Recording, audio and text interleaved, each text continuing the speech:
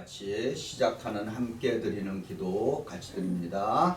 역사를 주관하시는 하나님, 우리가 함께 말씀을 배울 수 있는 베이사일 연합 단위교회는 공동체를 허락해 주셔서 감사합니다. 성령 하나님, 성령님의 도우심으로 우리의 영적인 눈이 뜨게 하시고 우리의 영적인 귀가 열리게 하시고 우리의 마음을 주님의 성령으로 채워 주소서. 우리 주 예수 그리스도의 이름으로 기도합니다. 아멘. 자, 우리의 목적 디모데후서 3장 14절 같이 읽습니다. 시작. 너는 배우고 확신한 일에 거하라. 세 가지 1번 시작. 믿음의 확신, 성경을 읽고 배움으로. 두 번째, 충성스러운 제자되기, 말씀을 실천함으로. 세 번째, 성숙한 제자되기, 말씀에 순종함으로. 자, 하나님의 말씀이 히브리서 4장 12절 같이 읽어봅니다. 시작. 하나님의 말씀은 살아있고 활력이 있어 좌우의 날선 어떤弓보다 예리하여 혼과 영광이 관절과 골수를 쫄러 지고들까지 하며 또 마음의 생각과 뜻을 판단하나니. 아멘. 하나님의 말씀이 살아있고 리빙하고 액티브하게 한다는 그 뜻은 무엇인가? 성경을 사실은 뭐라고요? 말씀 성경은 성경의 사실이 뭐예요? 그렇죠. 성경에 기록된 하나님의 말씀이 사실이에요. 팩트. 그 다음에 이 팩트를 해석하는 게 뭐예요? 의미. 그 다음에 적용. 해석을 실천하는 게 이제 적용이죠. 이렇게 하는 성경 공부를 무슨 성경 공부라? 귀납법적 성경 공부. 네. 저는 설교도 사실 이 방법으로 거의 가고 있습니다. 성경을 베이스로 해서 그걸 해석하고 그거를 적용하는 것까지 이제 트라이하는 게 이제 제 하나의 뭐 그 귀납법적 설교, 인덕티브 프리칭을 하는 거죠. 이렇게 공부하는 거는 인덕티브 바이블 스터디, 귀납법적이라고 얘기합니다. 자, 그러면 성경에는 귀납법만 있습니까? 연역. 그렇죠. 그럼 연역법은 뭐예요? 구체적으로 하나님이 세상을 태초에 하나님이 천지를 창조하시니라. 이거 연역법이에요, 귀납법이에요? 연역법이지. 왜냐면은 이미 선포를 해놓고 이거는 사실을 놓고 해답을 찾아가는 과정은 귀납법이고 선포를 하고 설명을 해놓는 거는 그게 연역법이라는 거예요. 그러니까 성경 안에는 귀납법과 연역법이 같이 들어 있습니다. 이해하시죠? 네. 근데 우리 현대인들은 연역법보다는 귀납법에 익숙해져 있어요. 현대인의 그 머리 구조가. 이해하시죠? 예, 귀납법.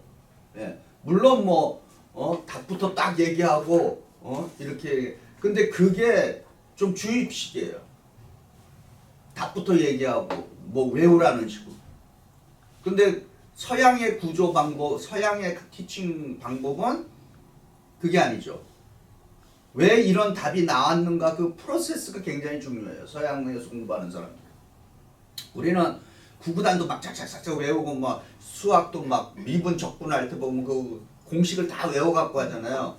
물론 외워야 될 공식은 있어요. 그러나 미국에서 수학하는 사람과 한국에 수학하는 사람은 이 프로세스가 달라요. 그 애들 이렇게 티칭 그 뭐야 과제 그 호모 해보시는 분들은 알 거예요. 그 미국은 뭐를 더 중요시한다? 프로세스를 더 중요시해요. 프로세스를 이렇게 제대로 거쳐서 이 답이 나왔다 이렇게 하는 게 더 중요하지. 우리는 답이 먼저 딱 나오고 그 다음에 뭐 어떻게 해서 이 답이 나왔는지는 뭐 공식으로 이렇게 붙여가 그거 해갖고 하잖아요. 예. 그런 차이가 있습니다. 예. 자, 오늘은 스바냐 3장 17절 같이 읽습니다. 시작. 너희 하나님 여호와가 너희 가운데 계시니 그는 구원을 베푸실 전능자이시니라.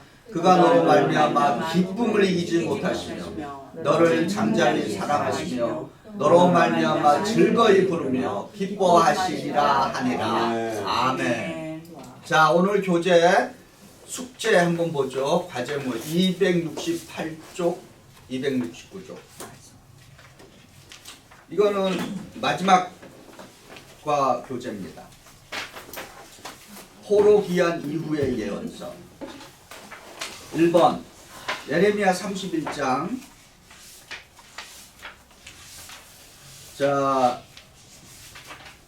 같이 읽어봅니다. 시작. 이 언약은 내가 그들의 조상들의 손을 잡고 애굽 땅에서 인도하여 내던 날에 맺은 것과 같이 아니할 것은 내가 되었어도 그들이 내 언약을 깨뜨렸습니다. 그러나 그날 후에 내가 이 이스라엘 집과 언약 맺은 것이라니 곧 내가 나의 법을 A에 두며 B에 기록하여 나는 그들의 하나님이 되고 그들은 내 백성이 될 것이라. A는 뭐예요? 그들의 속. 그들의 속은 영어로는 뭐예요? mind.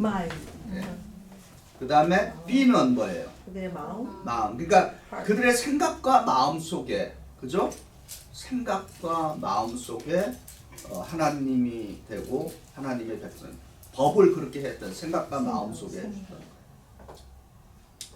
자, 그 다음에 2번 다음 중 만군의 여호와께서 말씀하신 것으로 틀린 것은 무엇입니까? 스가랴 8장이에요.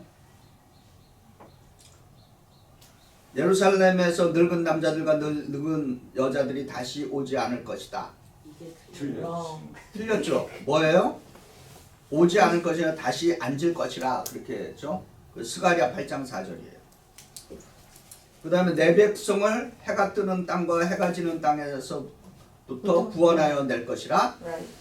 예, 이건 스가랴 8장 7절이에요. 그 다음에 3번 이제 내가 이 남은 백성을 대하기를 옛날과 같이 아니할 것이라. 맞죠? 스가랴 8장 11절. 그 다음에 4번 이제 내가 다시 예루살렘과 유다 족속에게 은혜를 베풀기로 뜻하였다. 스가랴 8장 15절. 됐죠? 아멘. 자, 그 다음 세 번째 학사 에스라는 수문 앞 광장에서 여호와의 명령을 따라 무엇을 들고 섰습니까? 느헤미야 8장이에요. 그렇죠. 느헤미야 8장 1절이죠. 모세의 율법 책. 그럼 그때까지 목사님 네. 그게 전송이 되어 왔긴 왔나 그렇죠. 보죠? 예, 모세 예. 율판이? 그렇죠. 예. 전승이 되어 왔죠. 예. 이건 이제 포로 후기니까. 예, 그리고 주로 그 구약의 그 리튼 문서는 거의 포로기 때 거의 다 정리가 돼요. 그럼 그 전에 뭐였어요? 이거 듣고 그렇죠. 나가는. 구전으로 오롤로 계속 그 이제 저는 그 전에 그러니까 대부분의 많은 그 성경에 오늘 우리들이 갖고 있는 성경은 포로기와 포로 후기에 다 집대 정리되는 거예요. 그걸 다 일일이 이렇게 기록하는 거죠. 자, 그러면은 4번 그가 찔림은 A 우리의 무엇 때문이며 그가 상함은 B 우리의 무엇 때문입니까? 이사야 53장 5절의 말씀이에요. 그러면 뭐예요? 그가 찔림은 허물, 영어로는 transgression. B는 뭐예요? 죄악, iniquities. 또 다른 말로는 rebellion이라고 하죠. rebellion. 예, 반역이라는. 예. 근데 이 허물과 죄악, 그 죄는 그러니까 죄라고 하는 큰 이렇게 쉽게 생각, 죄라고 하는 큰 틀 안에 뭐가 들어있다? 허물도 들어있고, 그렇죠, 죄악도 들어있는 거예요. 근데 그거를 하나의 큰 우산 아래 그런 것들이 담겨 있는 거죠. 그러면 이 죄들이나 이런 것들은 또 수많은, 그러니까 이렇게 생각하면 되죠. 원죄가 있고 원죄로부터 수많은 죄들이 뭐예요? 파생이 돼서 나오는 거예요. 무슨 얘기인지 알죠?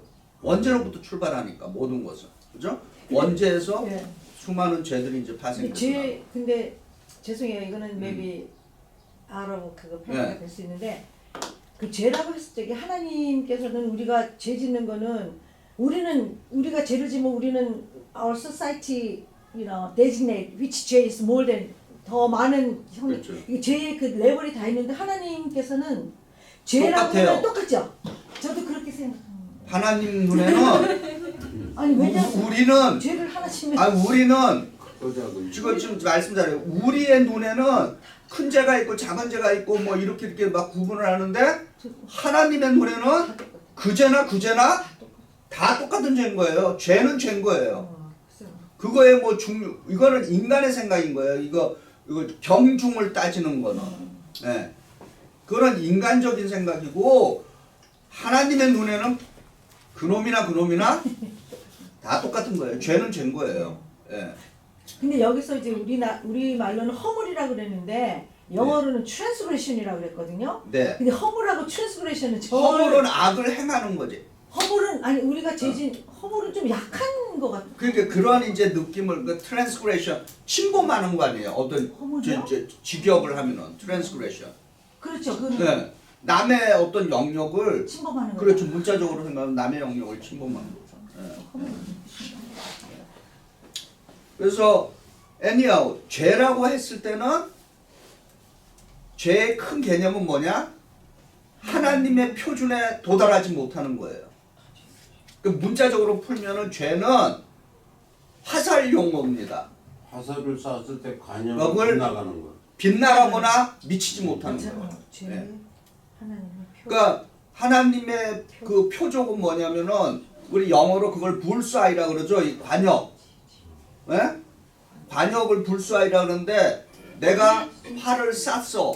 그럼 그 불사이를 맞춰야 되는데 그거를 비껴가거나 아니면은 어떻게 해요? 가다가 도중에 떨어지는 것. 그러니까 이랬든 저랬든 간에 하나님의 표준에 맞지 않는 거. 그게 이제 죄다라고 하는 것입니다. 근데 무슨 질문이 예. 그렇긴 한데 하나님의 기준에서는 다 모든 게 죄이긴 한데 그 말씀에서도 보면은 뭐 성령 회방 때는 뭐 용서받지 못할 죄나 그런 것도 있죠. 예, 예. 근데 어떨 때는 그 하나님 앞에서는 작은 죄, 큰 죄가 없다는 것 때문에 저희 크리스찬들이 어떤 그 저희 죄성이나 그런 걸 약간 justify 하는데 그런 거를 그렇죠. 약간 적용할 수 있다고 생각이 드는데 맞아요. 설명해 주세요. 글쎄, 그 죄는 anyhow 그 성경에도 그 분명히 그거는 있어요. 그 용서받을 수 없는 죄들이 있어요. 그리고 죽음에 이르는 죄들이 있습니다. 성경에도 분명히 그런 거는 있어요. 그러나 그거를 이렇게 단편적으로 놓고 보면은 그 말이 맞는데 우리가 성경 전체를 놓고 항상 우리는 부분과 전체를 이렇게 같이 봐야 되는 거예요. 성경을 볼 때는. 그래서 어떤 것도 딱 구절만 그것만 딱 빼서 해석을 해서 그거 적용했을 때 어떤 거는 맞을 수 있는데 어떤 거는 맞지 않는단 말이에요. 그래서 왜 그러냐?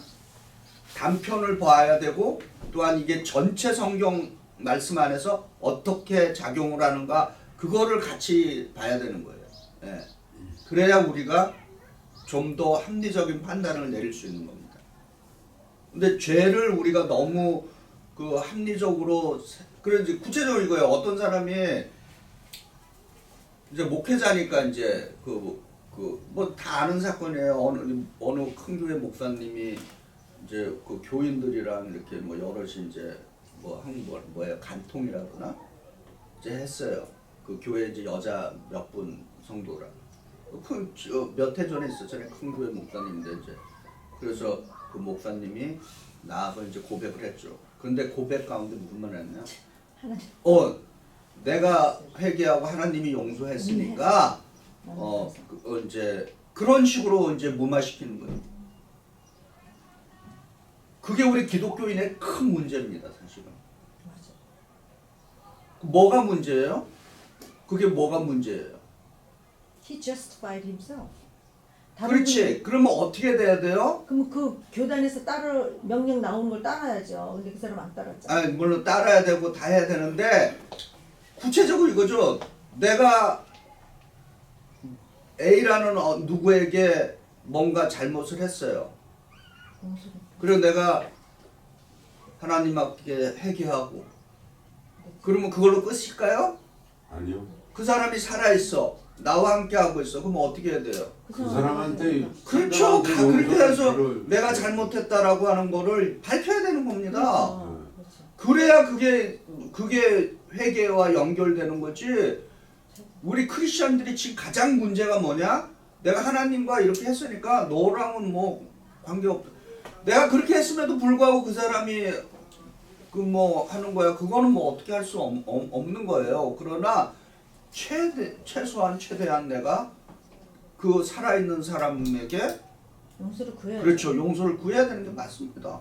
그래서 저 율량이라는 영화가 저희들한테 기독교인들 그렇죠. 예, 그거 우리 기독교를- 신하는 마가 예, 그거 굉장히 이제 기독교를 비판하는 네. 내용이죠.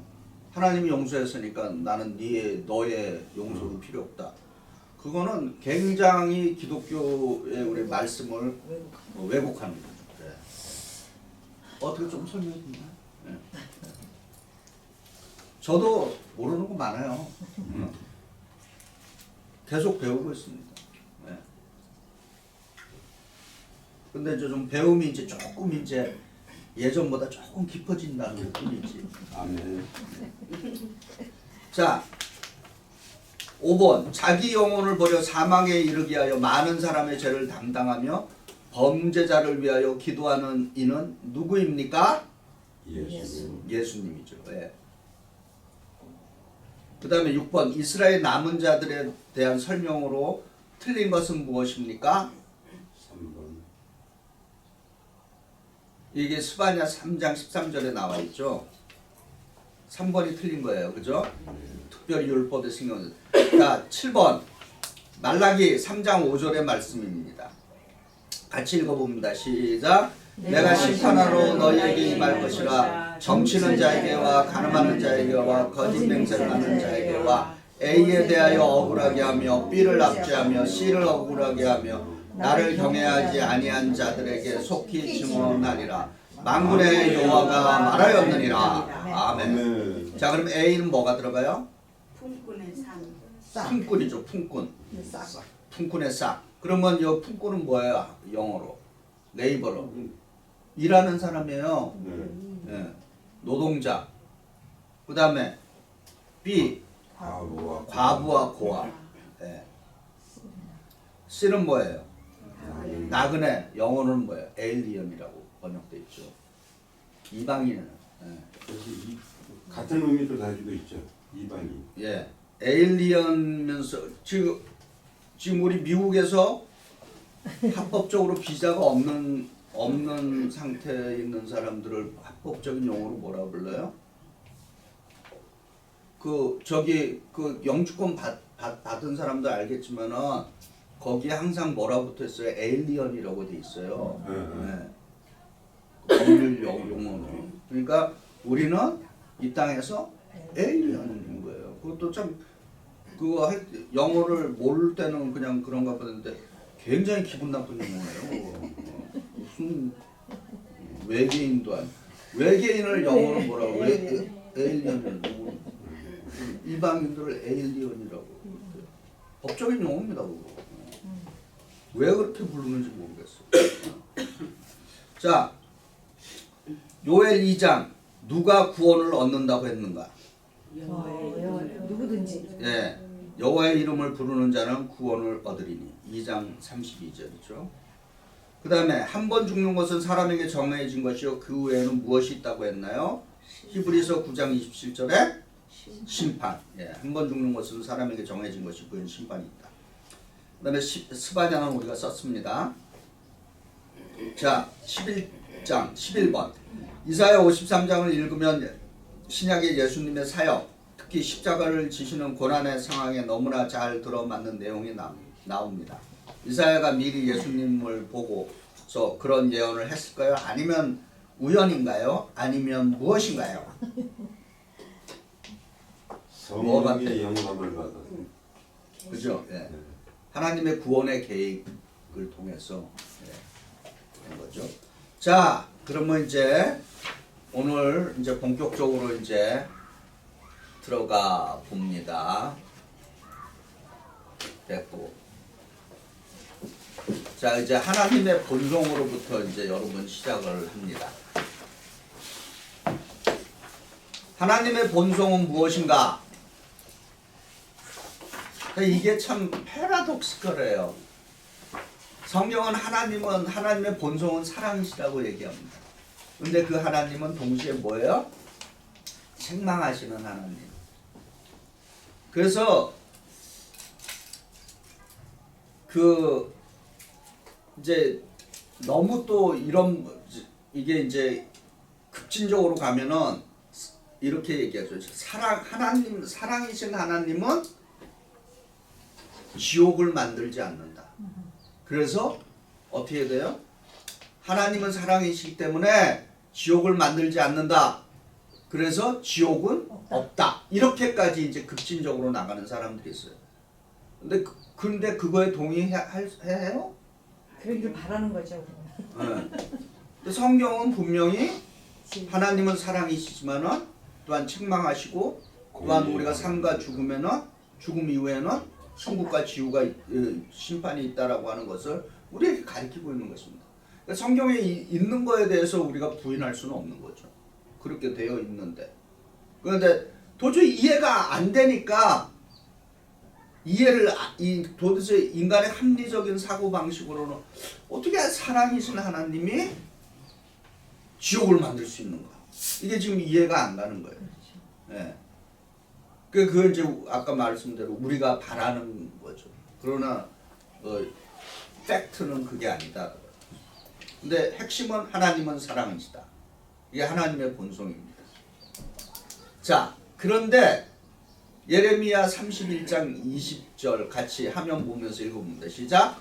에브라임은 나의 사랑하는 아들 기뻐하는 자식이 아니냐. 내가 그를 책망하여 말할 때마다 깊이 생각하노라. 그러므로 그를 위하여 내 창자가 들끓으니 내가 반드시 그를 불쌍히 여기리라. 여호와의 말씀이니라. 아멘. 창자가 그러니까 하나님 사랑이신 하나님이 책망을 할 때는 어떻다는 상태예요? 창자가 어떻다는 창자가 배 아프겠다. 그렇지.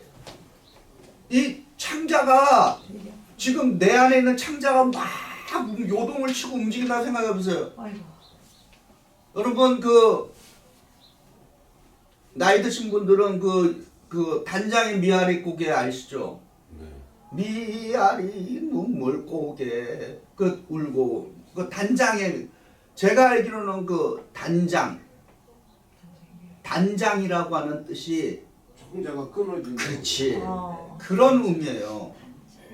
그게 원래 유래가 저 중국의 어떤 그 고사성어에서 나온 겁니다.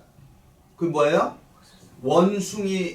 원숭이가 자기 새끼를 뺏어간 거예요, 사람들이. 그러니까 그 엄마 원숭이가 자기 새끼를 찾으려고 길이 날고 뛰어가 이제 어쨌든 간에 죽었어, 그 엄마 원숭이. 그래서 그 원숭이의 배를 갈랐더니 창자가 다 끊어졌더니. 그래서 단장이라는 말이 그런 의미에서 유래한 거예요. 그러니까 이 말은 뭐예요? 내 창자가 들끓는다. 하나님께서 누군가를 심판하시고 사랑하는 자녀들을 책망할 때 그 창자가 들끓는다는 얘기는 뭐예요? 무슨 얘기예요? 얼마나 고통스러운가를 표현하는 이야기를 지금 하는 겁니다. 예. 그냥 쉽게 생각해서는 안 되는 거죠. 이게 하나님께서 우리를 대하는 그 자세이다 이거예요. 자, 이제 한번 또 이제 3차 바벨론 제국의 침공과 포로. 자, 이게 재밌는 거는 3번 포로로 끌려가고 그 다음에 이제 바벨론 제국은 누구한테 망해요? 페르시아에게 망했죠. 그리고 이제 페르시아서 제국 때부터 이제 또 3차에 걸쳐서 이제 본국으로 돌아오기 시작합니다. 자, 이제 오늘 이제 하나님의 우리가 이제 배우는 포로기의 이제 핵심, 오늘은 뭐에 더 포커스를 둬야 되냐면은 성경의 어떤 그 부분을 포커스를 두기보다는 포로기한 이후의 예언서들의 띵 주제를 우리가 이제 보는 거예요. 그 주제를 이제 오늘 이해되시죠? 성경 한 권 한 권에 대한 이야기가 아니라 포로기한 이후의 핵심 띵들이 무엇인가 그걸 보는 겁니다. 첫 번째 포로기한기의 주제들, 말씀의 깨달음과 초막절이라고 하는 게 이제 핵심이에요.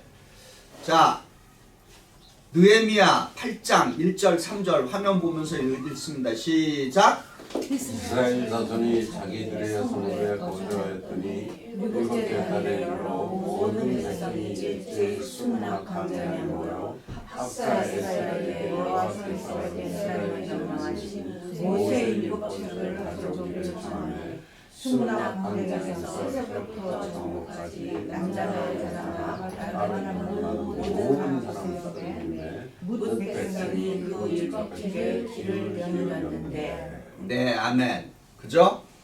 이 말씀에 이제 귀를 기울였다라고 하는 의미는 우리가 영어의 hear와 listen의 차이를 아시죠? 예. listen은 우리 한국말로 표현하면 뭐예요? 경청하는 거죠. 예. 그걸 이해하고 잘 깨닫는. hearing은 그냥 뭐예요? 그냥 오고 가는 지나가는 말로 그냥 휙휙 지나가는 거죠. 그러나 경청은 아주 pay attention 하면서 딱 보는 거예요. 그래서 영어에서는 그 여기 젊은 분들이 있지만은 그 인터뷰할 때 혹은 사람 지금부터 훈련이 잘 돼야 돼요. 우리 지금 사람들은 괜찮을 거예요. 우리는 한국에서 어떤 훈련이 됐어요? 이렇게 어른들이랑 얘기할 때 그 쳐다보면서 얘기하면 이게 건방진 것이 그렇잖아요. 누가 어른이 얘기하면 고개 탁 숙이는 거예요. 속을 고개 숙이면서 딴 생각하고 딴짓 하는 거는 모르고. 근데 영어에서는 어떻게 해요? 누구랑 얘기할 때 눈을 봐야 돼. 눈을 마주쳐야 됩니다. 근데 눈길이 딱 마주치면 좀 이상하니까 내가 포인트를 알려드릴게요. 이 눈과 눈 사이 코 부분 그래도 눈을 보는. 왜냐면 눈길이 하면 막 좀 그게 하나의 인터뷰의 또 요령. 그리고 항상 그 쳐다봐야 돼요. 네, 이렇게 잘 그거가 인터뷰의 핵심이에요. 근데 가끔 제가 안수위원회에서 됐으면은 좀 딱한 경우였어. 그 한국 우리 많은 친구들은 그렇지 않은데 꼭 그런 친구들의 한두 명이 있어. 인터뷰하러 하고 이 사람들을 못 쳐도 그러면은 딱 느끼기에 딴 생각하거나 자신감이 없거나 뭐 이제 이렇게 이해를 하는 거예요. 그러니까 약간 눈에 딱 힘주고 기싸움이에요? 그렇지 일종의 딱 해서 이제 눈에 이 사람이 잘. 그리고 못 들으면 또 어떻게 해요? 만약에 내가 질문했는데 못 들었다. 잘 미싱을 했다. 그러면 항상 리피트 해달라고 얘기해야 돼. Would you repeat what you said? Or I may misunderstand what you said. 그 얘기는 뭐냐? 지금 당신이 얘기한 게 당신이 틀린 게 아니라 내가 당신의 말을 잘 못 알아들어서 그런 거다라고 하는 잘못을 내게 인정하면서 그 사람에게 다시 설명하라고 해달라는 거예요. 이게 이런 공부를 하니까 이런 인터뷰 요령도 알려드리는 거예요. 그래서 항상 이렇게 눈을 잘 쳐다보면서 그리고 못 알아들었을 때는 반드시 컨펌을 하고 가요. 괜히 알아들은 척하고 그냥 엉뚱한 대답하지 말고. 자, 말씀에 대한 깨달음이 있었어요. 그 다음에 느헤미야 8장 9절과 17절 여러분 읽어봅니다. 내가 조금 여러분이 읽는 동안에는 제가 조금 쉬겠습니다. 시작. 백성이 여호와의 여호와의 말씀을 듣고 다음은지라 청동 느헤미야와 제사장 겸 학사에서 백성을 가르치는 그 사람들이 모든 백성에게 이르기를 오늘은 너희 하나님 여호와의 성일이니 슬퍼하지 말며 울지 말라 하고 사로잡혔다가 돌아온 그들이 다 초막을 짓고 그 안에서 거하니 눈의 아들요 여섯 때로부터 그날까지 이스라엘 자손이 이같이 행하는 일이 없었으므로 이에 기뻐하며 아멘. 이 하나님에 대한 말씀이 깨달음이 있었고 그 말씀의 깨달음으로 뭐를 했다? 초막절이라고 하는 수꽃이라고 하는 초막절 뭔지 아시죠? 이스라엘 광야 40년 동안에 이 텐트 생활을 했잖아요. 그거를 기념했는데 뭐예요? 여호수아 때로부터 그날까지. 그러니까 이게 뭐예요? 여호수아 이후부터는 없었다는 거죠. 이제 이걸 다시 이제 회복하게 된 거죠. 초막절. 말씀에 대한 깨달음과 초막절의 회복. 그 다음에 이제 두 번째 주제. 남은 자. 이 남은 자 이제 포로 전 후에 재물의 차이입니다. 한번 잘 보시기 바랍니다. 포로 귀환기의 주제들 남은 자에서 우리가 이제 보는 것들이 있어요. 자, 남은 자들에 대한 예레미야의 예언 31장 7절과 8절 읽어봅니다. 시작.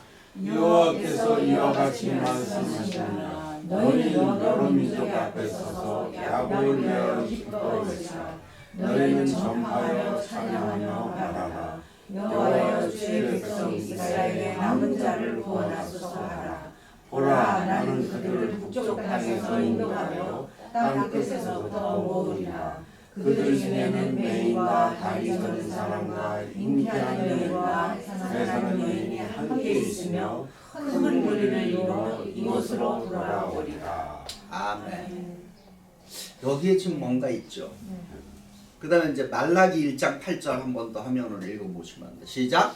만군의 여호와가 이르노라 너희가 눈먼 생명을 바치는 것이 어찌 악하지 아니하며 전과 병든 것을 드리는 것이 어찌 악하지 아니하냐 이제 그것을 너희 소국에게 되돌아라 그가 너를 기뻐하겠으며 너를 받아주겠느냐. 아멘.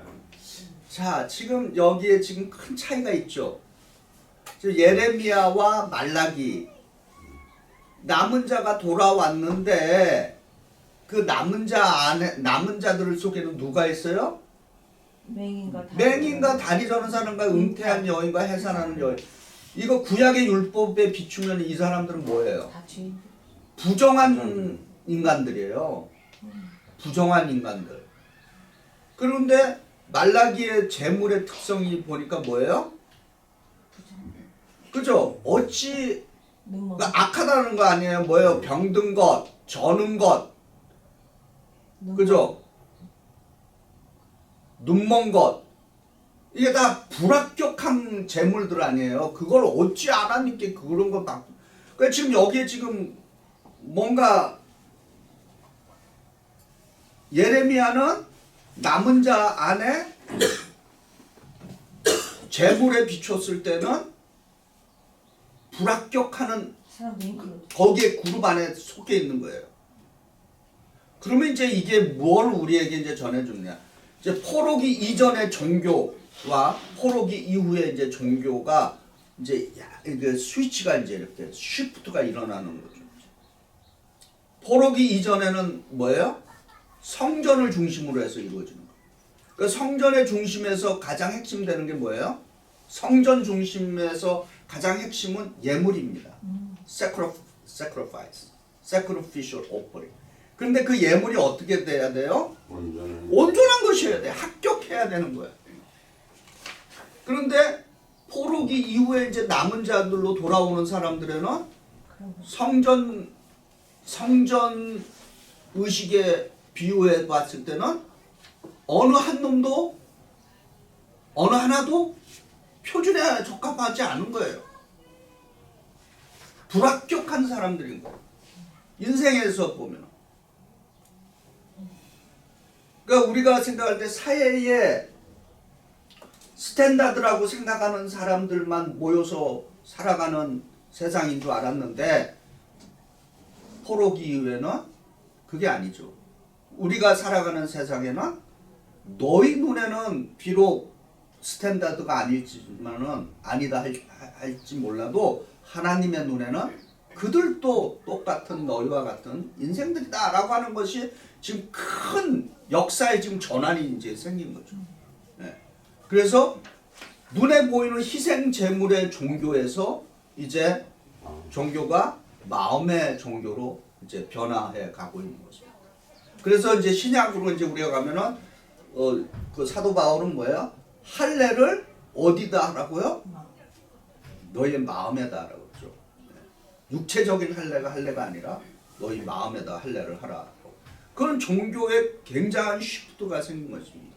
일종의 말해서 큰 패러다임 시프트가 지금 이제 생긴 거죠. 네. 자, 그래서 다시 말해서 포로기 이전에는 형식이 굉장히 중요했습니다.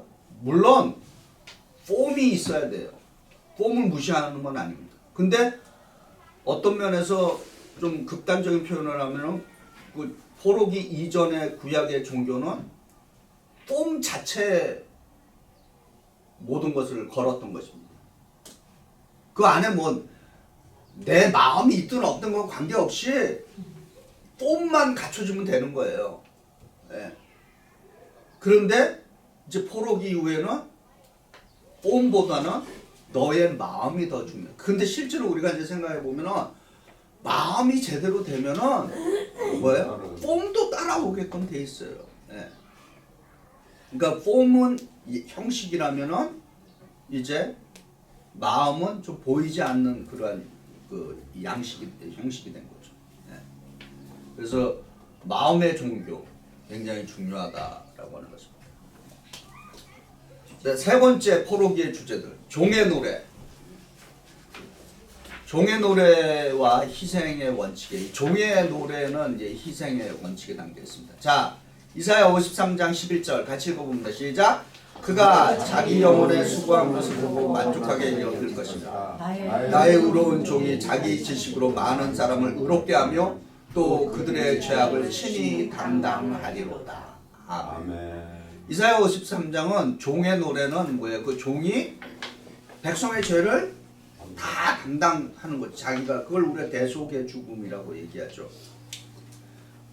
자, 근데 놀라운 거는 전 세계 역사를 통해서 오늘날까지 독재자들이 가장 백성들에게 요구하는 게 뭐예요? 희생입니다.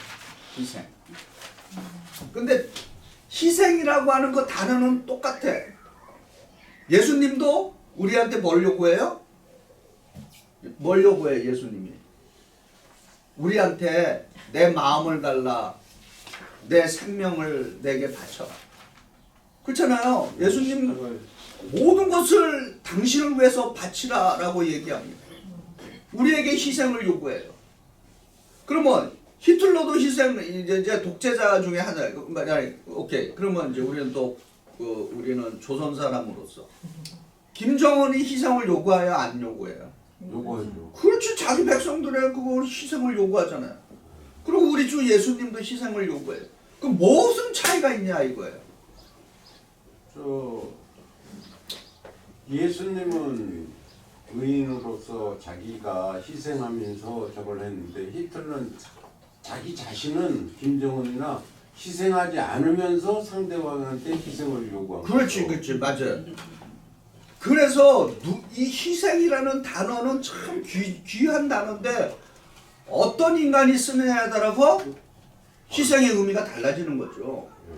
그래서 교회에서도 희생을 해야 됩니다. 우리가 희생 없이는 아무것도 이루어지지 않아요. 그런데 희생을 이야기할 때 뭐가 있어야 된다? 나도 희생을 해야 된다는 거예요.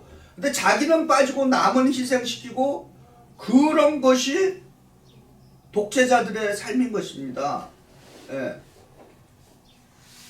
그래서 교회는 여러분의 땀과 눈물과 기도와 희생으로 교회는 우리들의 교회는 세워지는 것입니다. 그런데 그 희생에 나는 쏙 빠져나가고 재밌는 얘기인데 이제 그 건축과 관련된 뭐 어떤 목사님이라고는 얘기는 안 해요. 한국에서 큰 교회를 건축하신 목사님인데 그 교회 건축하고 이제 쫓겨난 이유가 나중에 재정감사를 딱 했는데 목사님은 한 푼도 안 냈다. 교인들에게는 뭐 집문서 바쳐라 막 이렇게 해놓고는 자기는 뭐 하나도 안 낸지 어쩐지 뭐 이제 뭐 anyhow 그게 밝혀진 거예요. 그게 뭐예요? 담임 목사로서 자기는 교인들에게 막 이렇게 교회 건축을 하자 막 그러면서 희생을 강요하고 장로 뭐 교회 직분자들에게 교회 집문서 갖고 와서 바치라고 그리고 자기는 빠진 거예요. 그러면 안 되지. 그 뭔가를 하려면은 내가 얼만큼 하니까 당신도 이렇게 해주라. 이렇게 해야지 말이 되는 거죠. 그죠? 예. 그래서 그거 되게 중요합니다. 예.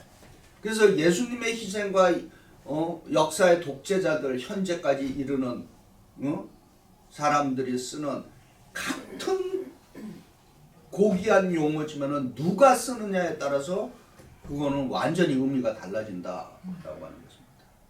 자, 예수님은 희생을 우리에게 요구하셨고 동시에 본인도 희생을 당하셨다라고 하는 것입니다. 로마서 5장 8절 같이 읽어봅니다. 시작. 우리가 아직 죄 없을 때 그리스도께서 우리를 위하여 죽으심으로 하나님께서 우리에 대한 자기의 사랑을 확증하셨느니라. 아멘. 중요한 교훈입니다. 그 다음에 네 번째의 포로기한기의 주제, 네 번째는 뉴 커비넌이 있는 것입니다. 이제 뉴 커비넌은 어떻게 되는 건지 한번 예레미야 31장 31절 32절 같이 읽습니다. 시작. 여호와의 말씀. 보라 나는 이르니 내가 이스라엘 집과 유다 집에 새 언약을 맺으리라. 이 언약은 내가 그들의 조상들의 손을 잡고 애굽 땅에서 인도하여 나를 맺은 것과 같이 아니할 것은 내가 그들의 낙선이 되었어도 그들이 내 언약을 세우지 않습니다. 여호와의 말씀이니라. 아멘.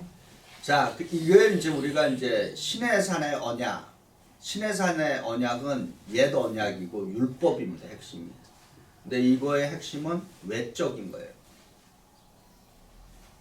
그리고 새 언약의 완성은 이제 예수 그리스도를 통해서 이제 완성이 되는 거죠.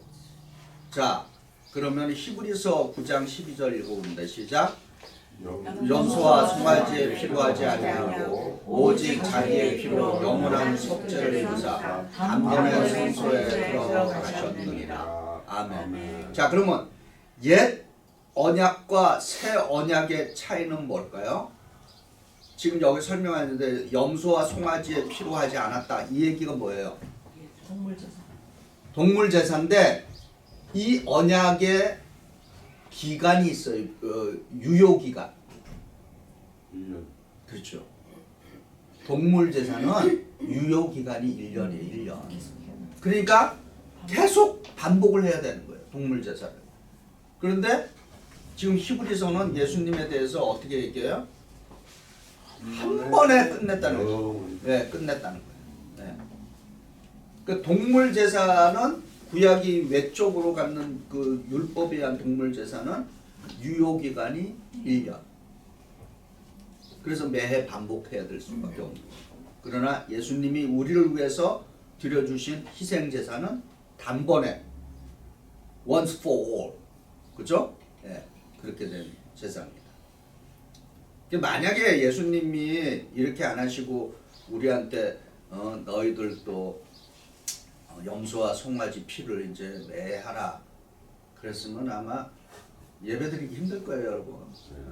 한번 생각해 보세요. 내가 우리 전도사하고 부목 옆에 이제 같이 두고 여러분이 이제 소 갖고 오고 염소 갖고 와서 칼 탁 해갖고 그러니까 한국의 실제로 성막 예배라고 하는 강문호 목사님이라는 분이 그거를 이제 재현을 했어요. 한때 그래 또 한때 좀 많은 또 그 한국 사람들이 그 호기심이 많아서 이제 또 한참 유행이었죠. 그리고 그 양반이 진짜 노력을 많이 했어요. 그 성막에 쓰였던 그 구약의 그 재료를 똑같이 해갖고 막 알래스카 막 이런 데 가서 다 해갖고 와서 그대로 지어갖고 이제 근데 그 교회 부모들의 이제 들리는 얘기에 가면은 그 성막 예배 들을 때마다 너무 죽겠다는 거예요.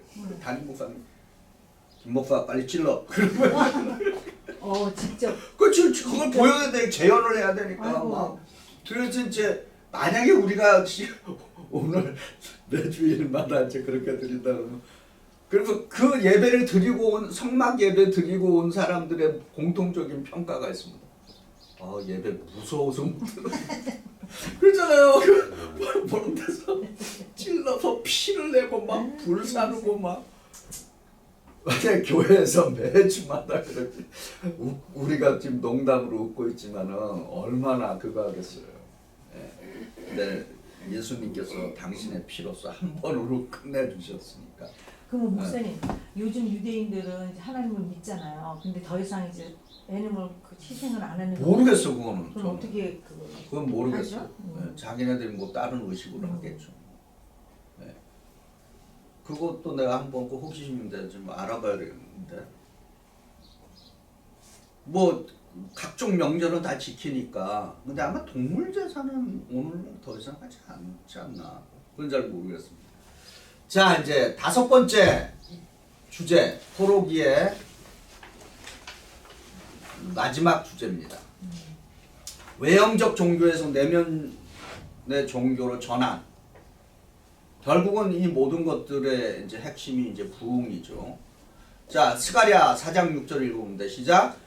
그가 내게 대답하여 이르되 여호와께서 수르바벨에게 하신 말씀이 이러하니라. 만군의 여호와께서 말씀하시되 이는 힘으로도 되지 아니하며 능력으로 되지 아니하고 오직 나의 영으로 되느니라. 아멘. 그럼 얼마나 귀한 말씀입니다. 그러니까 이게 부흥과 관련해서 우리가 연결해 보면은 우리가 부흥을 위해서 애써야 될까요? 어떻게 해야 될까요? 애써야죠. 부흥을 위해서 애써야 됩니다. 예. 그런데 중요한 건 뭐예요? 힘으로 되지 아니하고 능력으로 되지 아니하고 오직 나의 영, 하나님의 영, 하나님의 성령으로 된다 이렇게 얘기합니다. 우리가 예수 믿으면서 예수를 운명론적으로 받아들인 나라들이 있어요.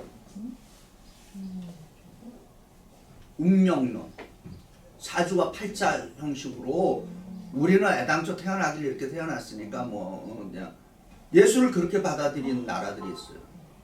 예를 들어서 에티오피아. 성경에서 가장 기독교를 먼저 받아들인 나라 중에 하나가 에티오피아입니다. 아주 오래됐어요. 전통이 굉장히 초창기부터 시작해요. 기독교로 따질 때. 근데 그쪽에 가는 이제 이거는 이제 선교사님들이 하신 얘기인데 거기 있는 분들은 기독교를 운명론적으로 받아들였다는 거예요. 근데 그에 비해서 우리 조선은 기독교를 어떻게 받아들였어요? 운명론으로 받아들인 게 아니라 삶을 개혁하는 종교로 받아들인 거예요. 그래서 무슨 일이 생겼어요? 기독교 들어와서 뭐가 없어졌어요? 일부 다처제, 그 다음에 온갖 미신들, 그 다음에 여자들은 교육받으면 안 되는데 어떻게 됐어요? 그게 다 기독교의 공헌인 것입니다. 그건 뭐예요? 기독교를 우리 조선은 사주와 팔자와 운명으로 받아들인 게 아니라 내 삶을 개혁하는 그 목적이 된 것이에요. 기독교가. 그게 기독교의 공헌인 것입니다. 그것이 사실은 우리가 기독교를 많이 사람들이 폄하해서 그렇지, 우리가 그 기독교의 관점에서 우리 오늘날의 어떤 대한민국의 물질적인 문화적인 상황을 딱 들여다보면은 거기에는 말할 수 없는 기독교의 공헌이 다 담겨 있는 거예요. 워낙 지금 뭐 워낙 그 비판하는 세력들이 강하게 등장하는 바람에, 물론 기독교가 나쁘게 보이는 것도 많이 있죠. 예. 그러나 출발하는 그 선상에서 봤을 때 우리 조선은 기독교를 어떤 삶을 개혁하는, 민족을 개혁하는 그걸 목적으로 받아들였다라고 하는 것입니다. 우리 감리교가 요한웨슬레가 이 미국으로 지금부터 200년 이상 전에 들어올 때 갖고 온 비전 선언문이 있습니다. 뭐냐? Reform the land. 이 땅을 개혁하고 그리스도의 복음으로 이 땅을 개혁한다라고 하는 그 비전 선언문을 들고 들어온 거예요. 그래서 미국에는 그 미국 딱 그러면 뭐가 있어요? 개척 정신 이런 말을 쓰잖아요. 그것도 기독교의 영향이 굉장한 것입니다. 예. 그러니까 기독교를 운명적으로 받아들여서 아이 나는 뭐 이대로 사는 것이 정해져 있구나. 그런 면에서 선교사들 역할이 되게 중요합니다. 예. 그래서 오늘날 그 아프리카 흑인 목사들 가운데 이제 깨어 있는 목사님들은 그 이 서양 기독교 선교사들이 자기네 나라 와서 전해준 복음에 대해서 굉장히 비판적이에요. 그래서 그분들이 하는 얘기가 뭔지 아세요? 서양 사람들은 우리에게 성경을 주고 그 사람들은 우리로부터 금을 가져갑니다. 무슨 얘기예요? 성경 전해주고 온갖 핍박과 박해를 통해서 노예 가져가고 자기네 그 아프리카 땅의 모든 리소스를 가져갔다는, 훔쳐갔다는 얘기. 그 얘기를 그렇게 빗대어서 하는 얘기입니다. 예. 만약에 우리 조선이 기독교를 운명론적으로 받아들였으면은 지금 어떻게 됐겠어요? 여전히 뭐 그럴 리는 뭐 가정이지만은 뭐 일부 자처제 그대로 있고 뭐 여자들 그 조선시대 여자들은 뭐예요? 아들이었고 남편이었고 뭐요? 뭐 청산가. 뭐 아무튼 힘이 없는 가장 그런 존재들이었어요. 예. 근데 그것이 그 기독교의 영향으로 여자들이 이거 자기도 배우고 대단한 영향력입니다. 자, 그럼 이제 요엘서 한번 보죠. 요엘서 2장 28절과 29절 같이 봅니다. 시작. 그 후에 내가 내 영을 만민에게 부어주리니 너희 자녀들이 장래일을 말할 것이며 너희 늙은이는 꿈을 꾸며 너희 젊은이는 이상을 볼 것이며 그때 내가 또 내 영을 남정과 여종에게 부어줄 것이며. 아멘. 이것이 언제 이루어져요? 이 구절을 저기 베드로가 오순절에 성령 강림 받고 성령 강림을 받고 우리 오순절에 이제 교회가 개척이 되잖아요. 신약의 최초의 교회가. 그때 베드로의 첫 번째 설교에 인용된 본문입니다. 베드로가 인용한 본문이에요. 그 사도행전에 나오죠. 근데 이것도 이렇게 보면은 제가 좋아하는 부분이 이제 요 부분에 너희 늙은이는 꿈을 꾸. 이제 저도 이제 그 세대에 들어가니까 늙은이는 죽는 게 아니라 꿈을 꾸는 겁니다. 예. 그거 되게 중요해요. 예. 늙었다고 꿈 없이 살면 안 됩니다. 여전히 꿈을 갖고. 그리고 너희 젊은이는 이상을 본다. 이게 비전이죠. 예. 그러니까 꿈과 비전 약간 차이는 있죠. 내 꿈을 젊은이들에게 의논했을 때 그걸 실행할 수 있는 사람은 젊은이에요. 네. 젊은 세대들. 젊은이들은 비전을 가져야 됩니다.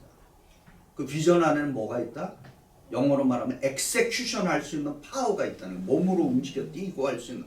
그러나 나이 먹고 늙으면은 신체적인 능력은 항상 떨어지는 수밖에 없죠. 그러나 여전히 꿈을 꿀 수 있는 거죠. 쉐어링 할 수 있는 거죠. 네. 재밌는 거는 바다에 가보면은 아니 축구 할 때도 보면은 저 축구 좋아해요. 제가 어렸을 때 학교 축구 선수였습니다. 그리고 제 포지션은 레프트 윙, 공격수예요. 그래서 나는 잘한다고 생각했는데 어느 날 학교 갔더니 우리 코치가 축구를 그만두라는 거예요. 그래서 어린애가 얼마나 충격받았겠어요. 그래서 막 집에 와서 막 울고 불고 이제 막 그랬죠. 근데 나중에 밝혀진 사실인데요. 우리 엄마가 학교 찾아가지고 우리 아들은 공부하려니까. 우리 시대는 이 운동하는 거에 대해서 굉장히 안 좋게 생각했습니다. 그리고 이상하게 그 시대 부모님들은 거의 생각이 똑같았어. 아들은 무조건 뭐 의사, 변호사, 뻔해. 거의 그렇게 생각한 거예요. 그래갖고 우리 어머니가 우리 학교 그 축구 코치인지 감독님 찾아가고 우리 애 공부시켜야 되니까 빼라고. 그렇게 하고 뺀 거예요. 그래서 나는 이제 그거 축구 못하게 됐다고 해갖고 막 한 사흘 밤낮으로 막 울고 그러니까 또 우리 어머니가 이게 애가 또 이러다가 어떻게 되나 보다 해갖고 그래서 이제 거의 한 일주일 울었나 그랬더니 우리 어머니가 마음이 좀 바뀌었어요. 그래서 내가 내가 학교 찾아가서 다시 코치한테 끼워달라고 얘기할게. 근데 놀랍게 그때 마음이 바뀌었어요. 잘했어. 지금 생각하니까. 애가 만약에 그 울음의 기간이 없었으면은 아마 어떻게 됐는지 모르겠는데 그것도 맨날 며칠 울다 보니까 몰라요. 그런 생각을 했는지 안 했는지 모르겠는데 우리 어머니가 마음을 바꿔서 학교 찾아가서 다시 얘기해 준다 그랬을 때 내 마음도 바뀌었어. 잘했어요. 지금 생각해보니까 제 축구 실력이 동네 축구 실력이지 그게 무슨 국가 상비군으로 국가대표로 가고 그런 실력은 아닌 거야. 내가 지금 생각해보니까. 네. 아무튼 그게 무슨 얘기냐. 그래서 지금 남이 축구하는 거 보면은 신나서 보고 막 박수 치고 막 그러는데 그 현장에서 못 뛰잖아요. 힘들어요. 힘들지. 지금 그 얘기 하는 거예요, 제가. 네. 지금 그 얘기 하는 거예요. 그러나 여전히 축구를 좋아해요. 뭐 물론 한국 사람 다 좋아하지만. 마찬가지로 나이가 먹었다 그래서 꿈을 포기해서는 안 되는 거예요. 꿈은 꿔야 되는 거예요, 계속해서. 그러나 젊은이의 차이는 뭐냐? 젊은이들은 비전을 갖고 그 비전을 수행할 수 있는, 엑세큐션 할 수 있는 능력이 나이 든 사람들보다 훨씬 낫다는 거죠. 그래서 교회에서는 이런 것들이 이렇게 좀 맞아가야 됩니다. 그러니까 무조건 난 이제 늙었으니까 아무것도 안 한다 그렇게 생각하면 안 됩니다. 주님 부르시는 날까지 열심히들 몸도 써야 돼요. 그래야 오래 살아요. 몸 안 쓰면 안 됩니다. 자, 스가랴 8장 23절 읽어봅니다. 시작. 그날에는 말이 나는 이방 백성 10명이 유다 사람 부자의 숫자를 잡을 것이라. 곧 잡고 말하기를 하나님이 너희와 너희와 함께 함께 하심을 하심을 들었나니 우리가 우리가 너희와 하려 하리라 하리라 하시니라. 아멘. 이 말이 그죠? 네? 아멘. 지금 이게 얼만큼 이게 이 포로 이전과 포로 이후의 이 지금 이 패러다임이 확 바뀌었는 거를 포로 이전에는 도저히 상상할 수 없는 말이에요. 그죠? 어디 감히 이방 인간들이 정통 유대인의 옷자락을 부여잡을. 예수님 시대조차도 그랬잖아요. 여자가 어디 감히 그 남자의 옷을 붙여줘. 그런데 예수님이 그 얘기를 했잖아요. 누가 나를 만졌다. 그러면서 그 여인을 칭찬하시잖아요. 내 믿음이 너를 구원했다라고. 이런 이제 큰 패러다임 이제 포로 이후에 이제 이런 시스템이 이제 신앙의 전환기가 이제 이렇게 식도가 생겼다라고 하죠. 자, 이제 국가를 이제 쫙 요약하면은 이렇게 5가지로 요약합니다. 포로 이후의 예언사의 핵심 주제, 말씀의 깨달음과 초막절, 그리고 남은 자, 종의 노래와 희생의 원칙, 새 언약, 매형 종교에서 내면의 종교. 이해되시죠? 네. 이게 포로 전과 포로 이후의 삶의 방식이다. 자, 질문과 토론 마지막으로.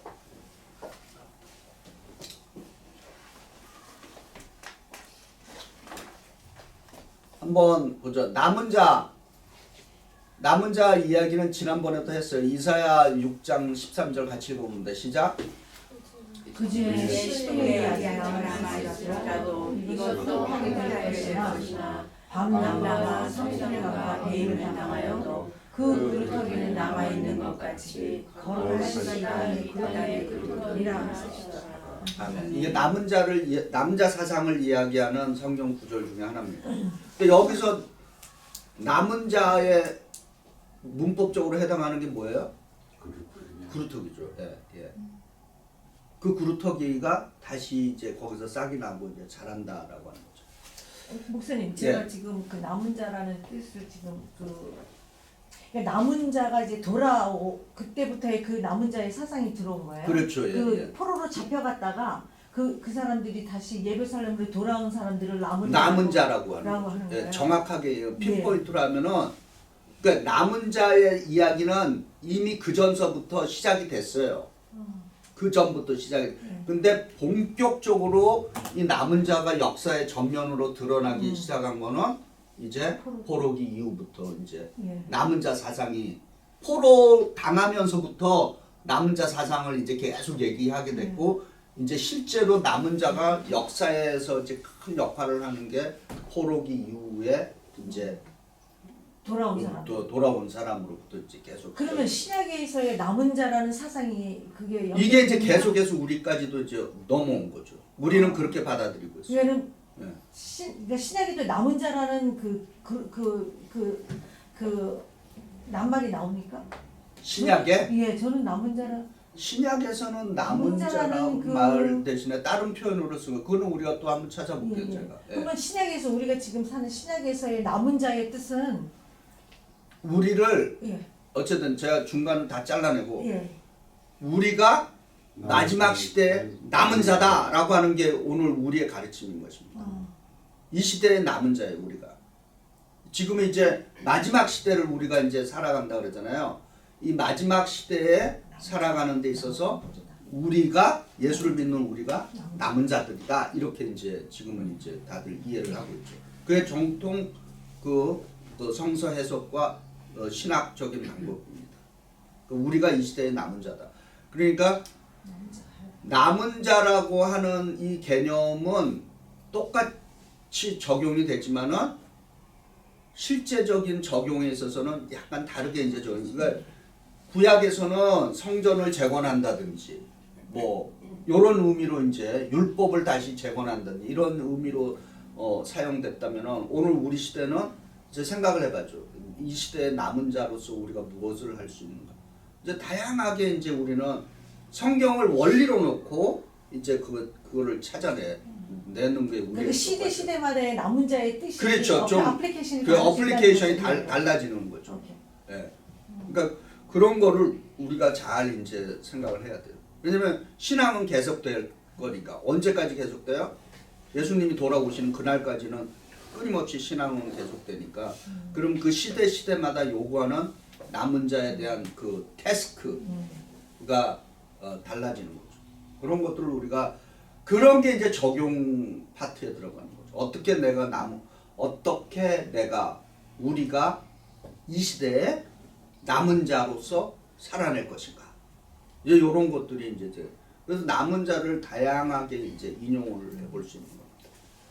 자, 남은 자들은 또 중보기도를 또 느헤미야도 그렇고 다니엘도 그렇고 다 중보기도를 드린 사람들입니다. 그죠? 근데 다니엘과 느헤미야의 중보기도의 핵심은 뭐라 그랬어요? 기억나요?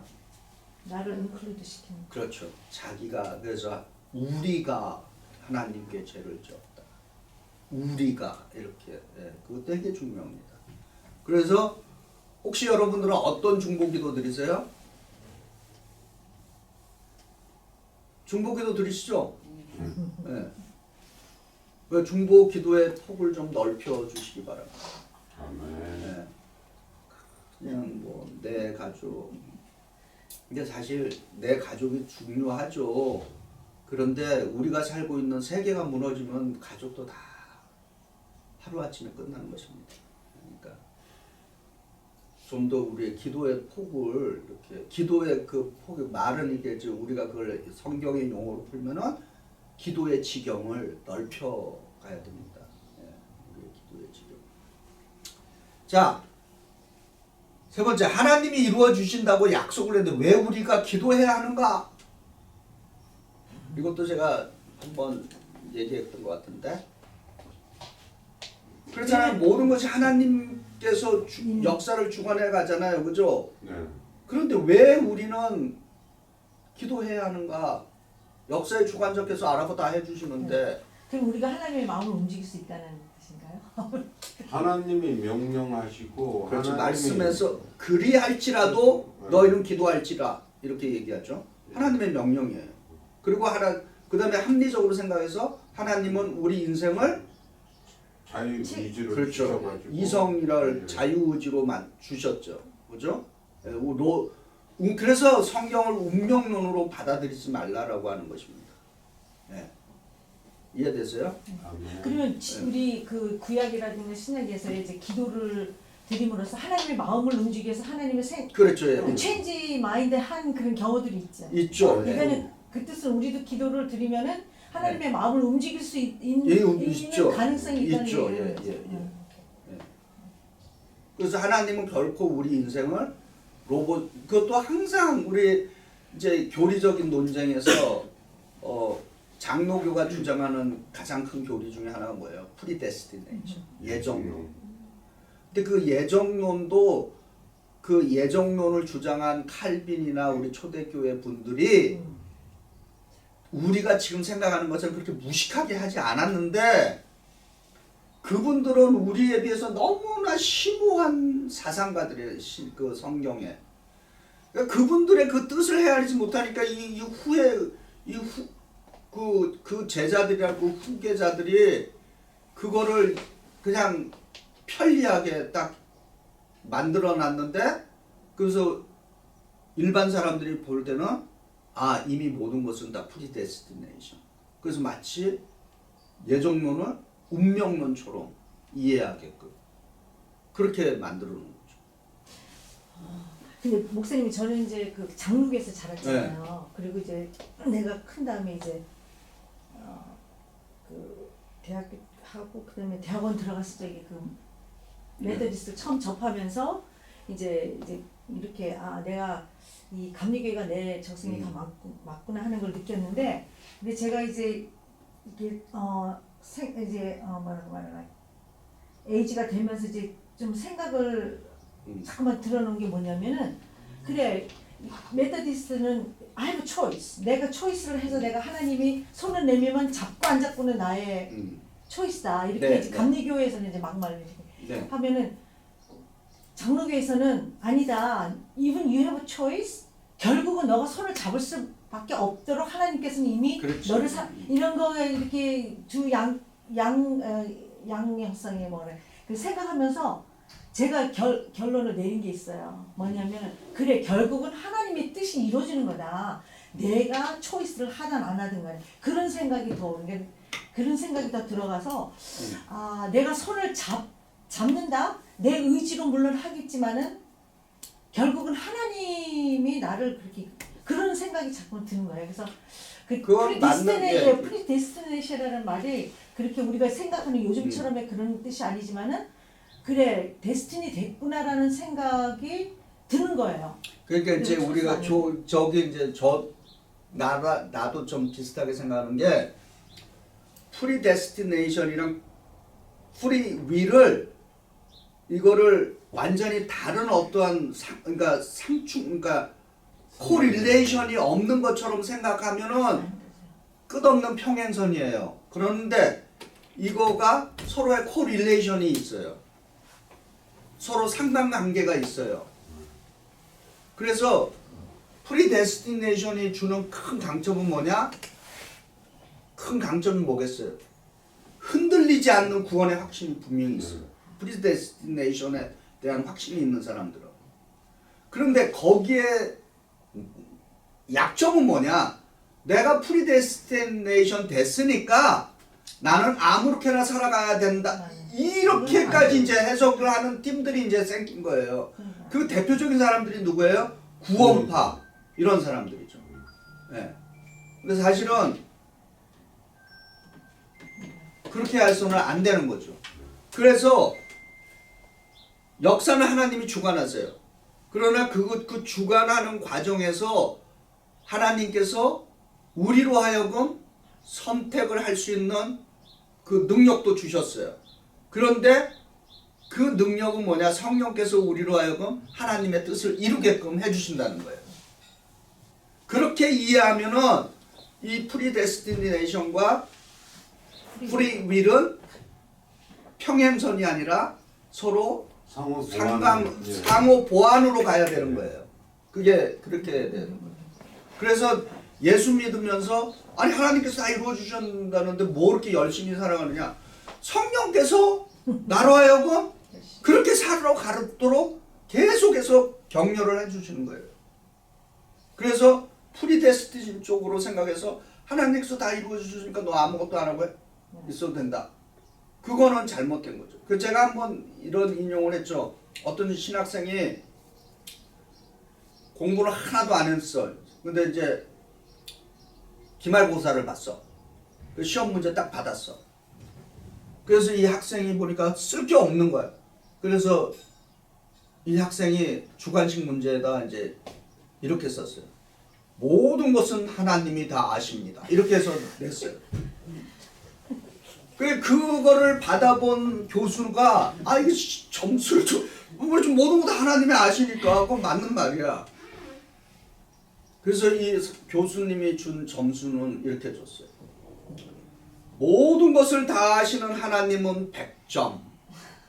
그러나 아무것도 모르는 학생은 0점. 이렇게 답을 내렸습니다.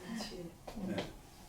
그런 거예요. 그래도 제가 그런 얘기도 하잖아요. 어떤 분이랑 상담을 했는데 자기가 목사가 되고 싶다고 와서 상담을 했는데 저한테 또 추가하는 말이 있어요. 목사님 목사는 되고 싶은데요. 공부는 하기 싫어요. 이게 무슨 그거는 아니 그렇게 그러니까 그런 것들을 우리가 이제 이런 말에 적용을 해볼 수 있는 거죠. 하나님께서 다 이루어 준다 그랬는데 내가 뭐 할 필요가 있는? 그건 완전히 하나님의 말씀에 대한 오해인 거죠. 하나님께서 이루어 주신다고 했지만은 하나님께서 성경을 통해서 그래도 너희는 기도하라고 명령해 주셨고 그래도 그렇게 열심히 살아라고 명령해 주셨는데 거기에 뭐를 얹혀 주죠? 그렇게 살아갈 수밖에 없게 해 주신 하나의 그 뭐예요? 장치가 있는 장치라 그러는 하나의 능력인데 그게 바로 성령님이죠.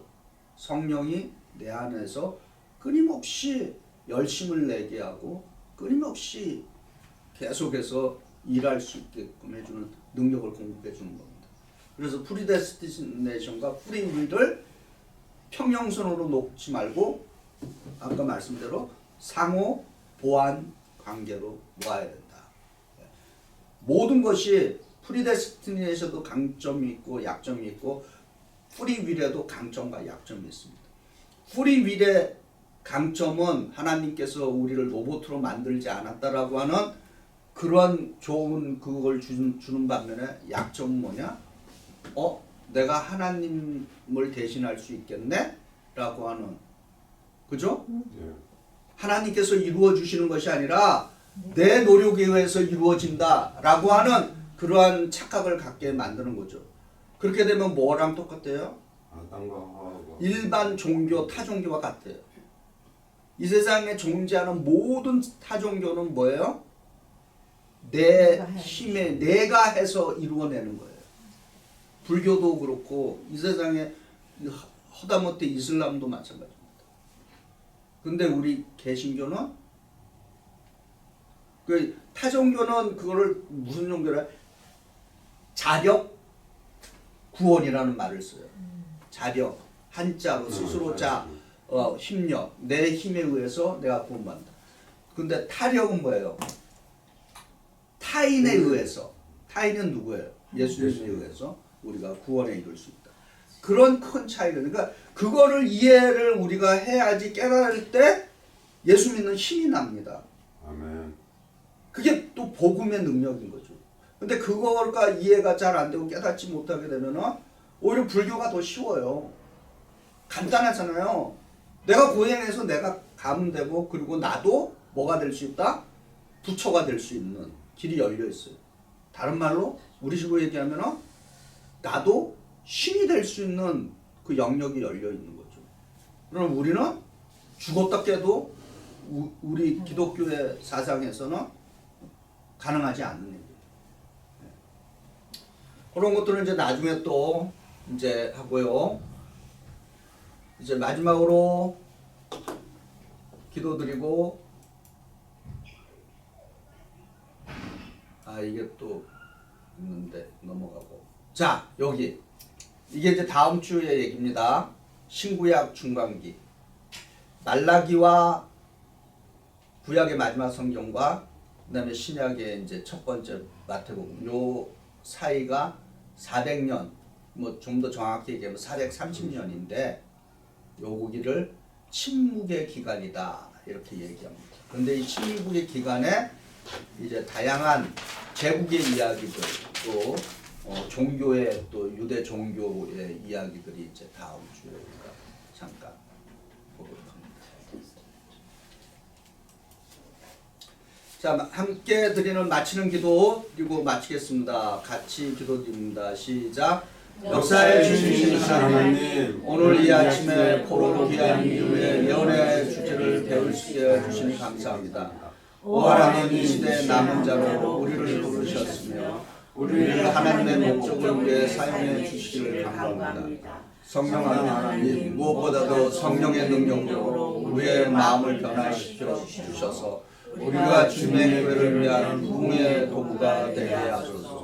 우리 주 예수 그리스도의 이름으로 감사하며 기도합니다. 아멘. 할렐루야.